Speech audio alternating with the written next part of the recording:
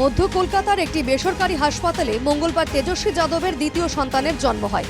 মমতা বন্দ্যোপাধ্যায়কে নিজেই সে খবর ফোনে জানান তেজস্বী, আর তার কয়েক ঘন্টার মধ্যেই সদ্যজাতকে দেখতে মধ্য কলকাতার বেসরকারি হাসপাতালে যান মমতা বন্দ্যোপাধ্যায়।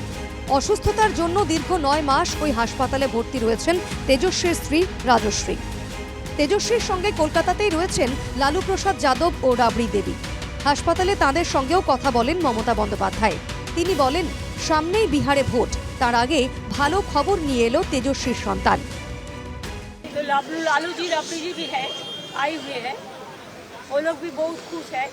इसका परिवार में सुख शांति सब रहे, और इसको चुनाव भी आ रहा है। मेरे को शुभकामना है, ये बच्चा शुभकामनाएं लेके आई हुए है।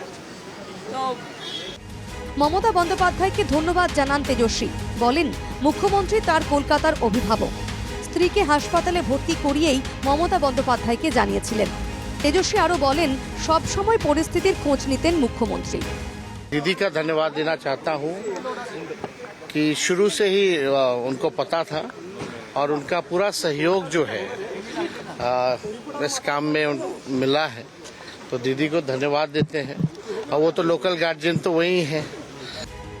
2023 সালে নবরাত্রির সময় তেজস্বীর কন্যা সন্তানের জন্ম হয়। নাম রাখা হয় কাত্যায়নী। নাম রেখেছিলেন দাদু লালু প্রসাদী। এবারও লালু প্রসাদ জানিয়ে দিয়েছেন, নাতির নামও তিনিই চূড়ান্ত করবেন।